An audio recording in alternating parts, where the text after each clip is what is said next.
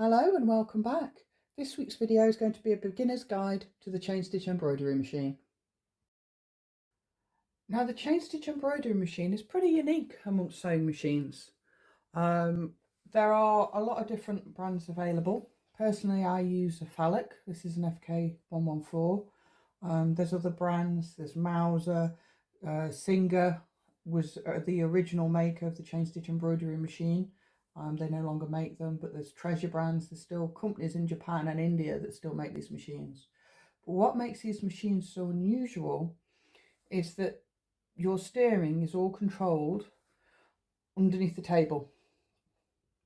You see that lever there, just underneath the table, just here. So the direction that you sew in is controlled by turning that little lever there. You do not touch the fabric when you're sewing. So unlike on a standard sewing machine where you'll be holding the fabric and feeding it through the machine, you don't need to do this on this machine. So let me just get you started with some basics. So first of all, let me show you the front end of the machine because it can be quite daunting looking at all these bits of mechanics. So this is your needle bar, which we just pull out right now so I can show you the needle. This is the needle. It is called a hook needle. As you can see there, the end of this needle looks like a little fishing hook, and this will screw into the needle bar. So whenever you change your needle, you need to take your needle bar out, unscrew this. You might have to hold it with a pair of pliers and then screw a new one back in.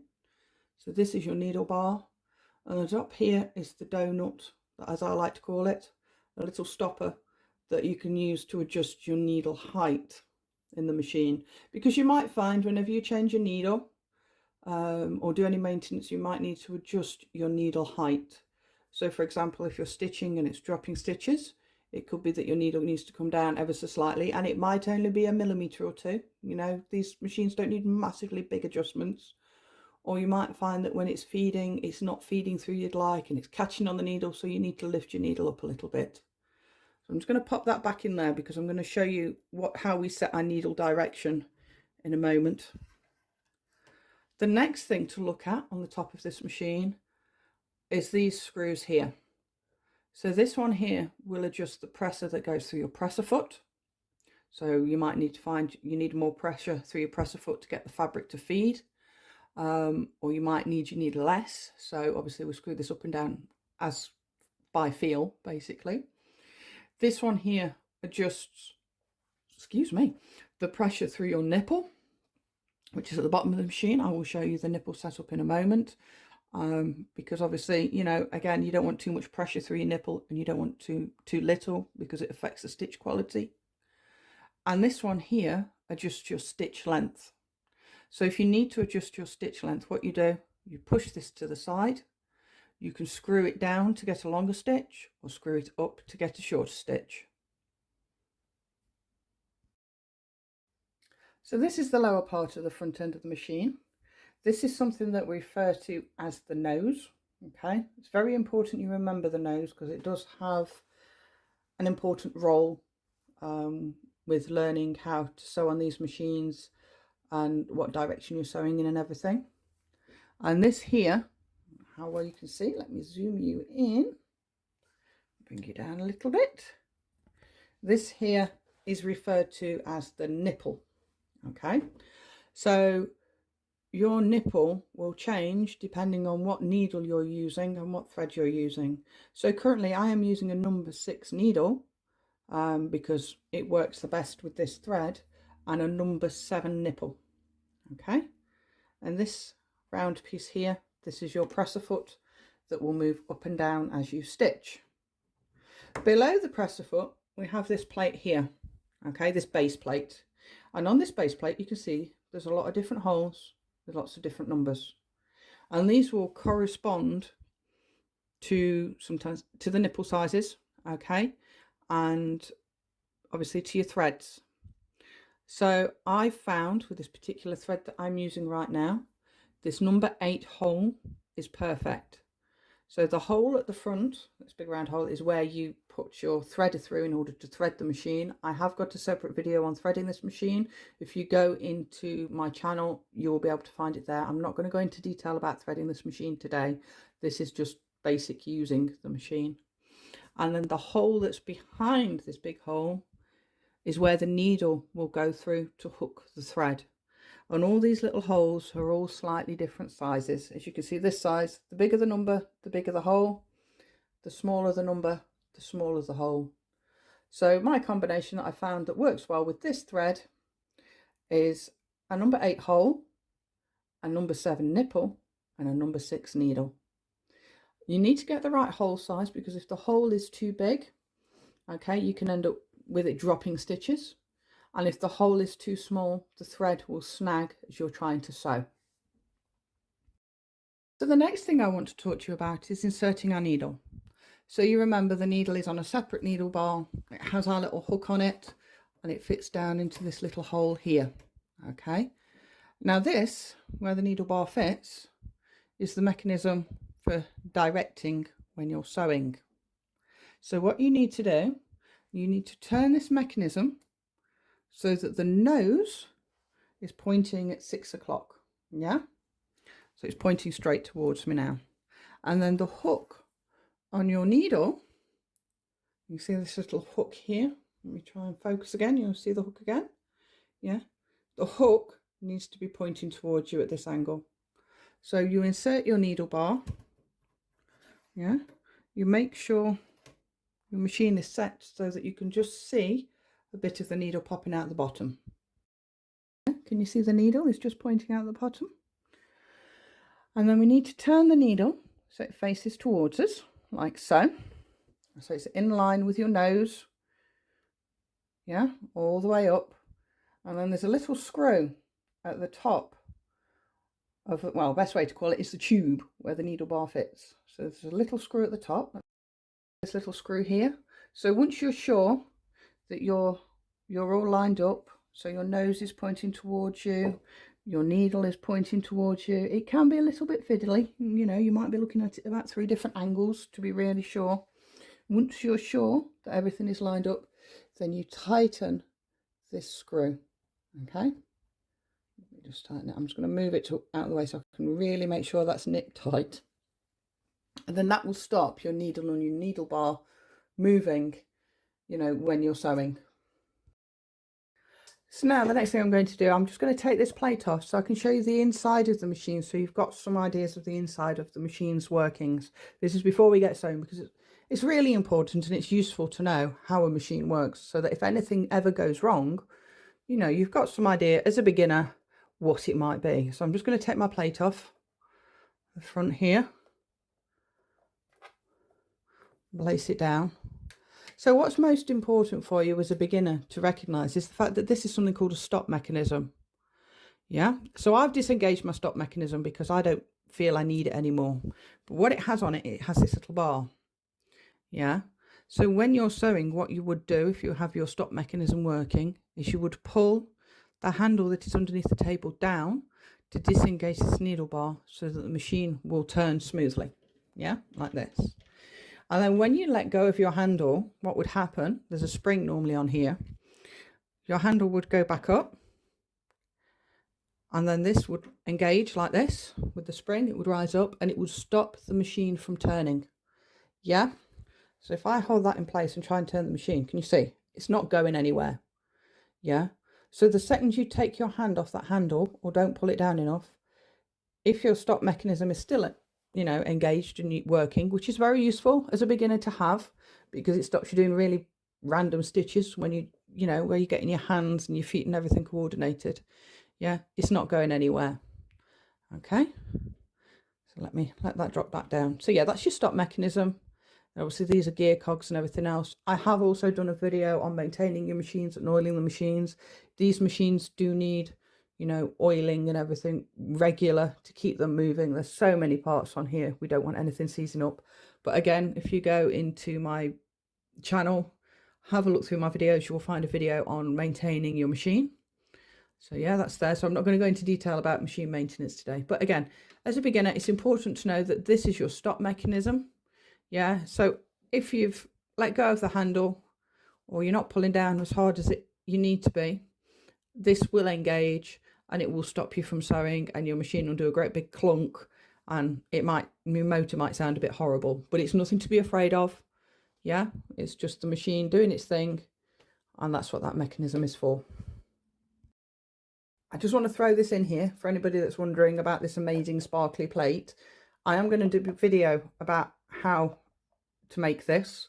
Obviously this is not original, it does not come with the machine, unfortunately. This is an aftermarket thing that I did. It's just a piece of acrylic that I've cut to the shape and drilled a hole and then put my badges on. So yeah, so if you do choose to buy one of these machines, you know, please don't be thinking that you will get this beautiful sparkliness with you. This is an aftermarket thing that I like to do to my machines. I like to personalize my machines. So the next thing I want to talk to you about is what's going on underneath here. So this is your handle that you use to control the direction that you're stitching in at the front of the machine. Okay, like I say, when it is up like this, the stop mechanism is engaged. When you pull it down, the stop mechanism will disengage so that you can sew. Over here, this piece here is our tension unit, and then we've got this spring here, and then this is where the thread runs up into the machine. And this piece here, oh god, it's known as a worm screw. Sorry, had a little moment there, couldn't remember. Yeah, and with this worm screw, when you're sewing, it will move in and out, so always make sure there's a little notch cut into your table to give this screw room to move. And also with this screw, you can switch between chain stitch and something called moss stitch or Chanel stitch. But today for this video, we are just sticking in chain stitch. So now I've gone through you how all the different pieces on this machine work and how to set your needle. We're going to do a little sewing project, because I know one of the first things that everybody struggles with these machines as a beginner is sewing in a straight line. Even I did. I've only had this machine since June, so you know, sometimes I still have my little moments. But the most important thing I've discovered to remember when you're sewing to help you get that feel for the direction that your needle's going in, and where you want it to go, is to remember that wherever this nose is pointing, the handle underneath the table, so your little handle down here, will be pointing. So if the nose is facing towards you, your handle will be facing towards you. If I turn the handle away from myself like this, the nose has moved. Can you see? The nose is now on the other side. It's away from myself. So when it comes to direction control, looking at where this nose is pointing and having a feel of where your handle is pointing, you know, is really important. It's a big help, because it's very easy to get confused with these machines, because your visual cues, you've got to learn to work on vision and feel, and a lot of it is feel. So knowing which direction the handle is pointing and that the nose is pointing in that direction, and that is the direction that you will be sewing in. So your nose is at the front, your project will feed through, and you will be sewing across your project in whatever direction that nose is pointing. Yeah, so I've put, let me just show you what I'm going to do now. So I'm going to put a project underneath here now. Yeah, so I've made sure my needle is lifted and that my nipple is lifted. Okay, now I'm going to lift my presser foot up and put the project underneath, and I'm just going to line it up with that line there. I'm going to put my presser foot down. Yeah, so now I'm ready to sew. You can just have a little bit of tension on your thread at the back, particularly if you've just threaded your machine, so that it doesn't slip out and that it starts sewing nicely, but you don't need to really pull it. Okay, I know on a general sewing machine you can hold your threads really quite tight in order to get it to hold in. Well, with this, if you hold this thread too tight, what will happen is your stitches will come undone as you're trying to sew, because there's too much tension here. Okay, so now we're going to start sewing. Okay, now the hardest thing to think about as a newbie, especially if you're used to your normal sewing machines, is you want this hand not to be touching your fabric. You can sit on it, you can wrap it around your waist, you know, anything like that, but you don't want to touch it on your fabric, because if you do, You see, it will stop feeding through. Some people can very gently rest the finger on there if they're comfortable, helps them guide it. A bit pucker in there, hang on. But again, remember, whatever direction your needle is pointing in, your nipple is pointing, your nose is pointing, when your handle is pointing, that's the direction that you're going to sew. So I've just put some straight lines on this piece of fabric. It's a great way to start practicing. Don't be scared if you go offline. You know, it's taken me a good few months to get used to sewing in a straight line, and I still have my moments. Now, can you see here? I've lost my thread. So when I've taken that turn, the thread is snapped. So I've just, sometimes you just change the speed that you're sewing at. It can make the thread snap. As a learner, don't be afraid if your thread snaps. Just rethread your machine and go again. Because changes of speed and changes of direction, getting that change of direction at a nice steady speed can be quite difficult. Okay, so the machine slowed down a bit too much there, and then I sped it up again, and it had a little bit of a hiccup and the thread snapped. It happens. We all do it. It's normal. It's okay. Don't panic. Rethread your machine and start your practice piece again. I'm just rethreading my machine now, and the reason why the thread snapped wasn't because of the change of speed. It was because the thread had dropped down on the cone and got caught underneath the cone and wrapped around the prong on the cone holder. So, you know, there's lots of different things that can affect why things happen. You know, this is normal, this is life. We roll with it, we untangle things and we start again. So now I've got it sewing nicely, as you can see. I'm going to show you how we tie off chain stitch embroidery thread, because you do have to be careful when you're tying off your stitching on these machines, because it can come undone very easily. So there's a few simple things you need for this. One is a pair of thread snips, and the other is a needle with a large enough eye on it that you can fit the chain stitch embroidery thread through. So what I'm going to do, I'm going to get my piece into a position where the needle is slightly up. I'm going to lift my presser foot, and then I'm going to reach under the table and take hold of the thread under here. Let me show you. You see under here, I'm going to take hold of my thread. Where is it gone? And I'm going to pull through some slack. And as I pull through the slack, very slowly and very carefully pull my piece out from underneath the machine. Now, it might feel a little bit snaggy. Okay, now can you see that loop is unhooked from the needle? Sometimes you might need to use your needle threader to carefully unhook the thread from the needle, but this time I don't need to do that. It's done it itself. So what I do personally to avoid that stitch getting dropped, because you don't want that stitch getting dropped, I will hook it with my little friendly thread thingy, you know, the tool that you use to thread your machine. I'm doing lots of thingies and what's it and bobs today, please excuse me. So yeah, so we carefully pull that through like this. Always remember which thread is the thread that's coming out of the machine. So I'm just going to slacken that off a bit more, pull that through, and I'm going to cut it off here. And then we thread it with our needle.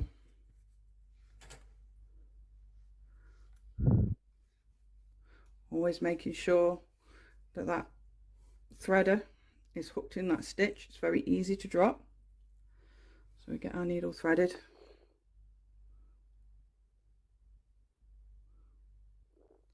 This may take a moment, just bear with me.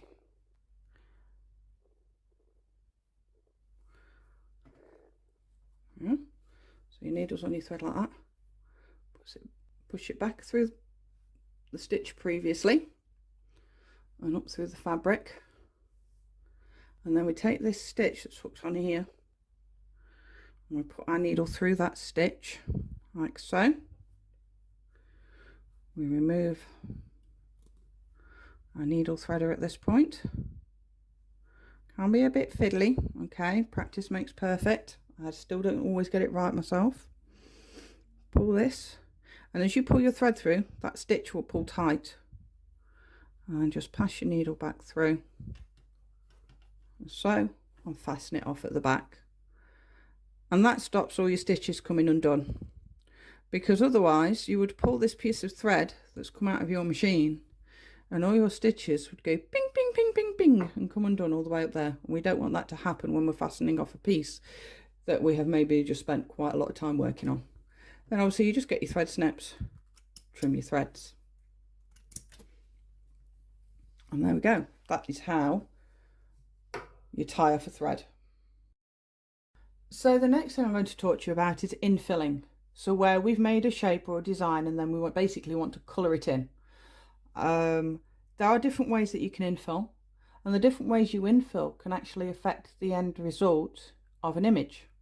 So you can use your infill to create the shapes of a muscle, say if you're doing a horse, and then how you fill round those shapes will give that more definition. But the first couple of basic things of infilling I will show you. So I've quickly whizzed this circle, and the ways that we can infill are very different.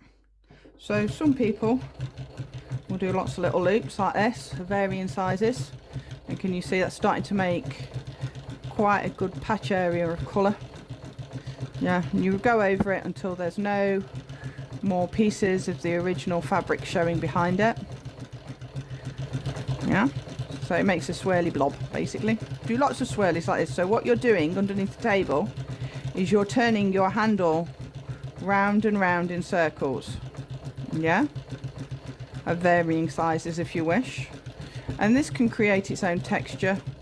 As you can see from here, you know, you're getting lots of swirly patterns. This is a variegated thread. My thread's got caught again. It's really annoying. This is a variegated thread, so you'll get quite a swirly pattern with this. Let me just lift this out from underneath the machine. Let me show you a little bit closer. So you can use these swirls to fill a piece. And can you see how the swirls give a definition to a shape? So another way that people infill is they will follow a shape round and round. So they will just keep following it round. I'm only going to do it like in a halfway. Do a little loop at the top, come back, and they follow the edge of whatever shape they've got until you start getting that infill effect. You see? Which can be quite time consuming, but depending on the project you might choose that this is how you're going to fill. Let me zoom you in a little bit. Can you see? So this is the swirling infill. This is as if you're following your line around of your project. So yeah, there's different ways you can infill. I find the swirly way is quickest and quite easy to do, particularly if you're a beginner. You just need to be very careful, particularly if you get near, say you've got something that's got right angles in and you've got the pointy edge of the machine. I need to have a look at this cone of thread because it keeps catching underneath. I don't know why. But anyway, going on from that. So yeah, when you're infilling, you've got this way of infilling, which is to follow your original line around the project, and you just go round and round. If it's a circle, you go round and round and round until it's all filled in. Or you can do swirly whirlies that can fill it in a lot faster and will give you a different texture and finish. So basically you're turning your handle underneath the machine round and round in circles as it fills in the design. So the next thing I want to talk to you about is going around a sharp angle. So there's two ways in which you can do this. So you can see I'm following my line down, and then you can pause, turn, and then carry on stitching, but you are more likely to drop stitches. Can you see? It's dropped stitches this way. Or you can do a sharp turn. You won't get a perfectly sharp square, but you keep the thread flowing, and you keep the shape going, and you just keep that nice steady speed. This takes practice, okay, but the more you practice, the better you will get.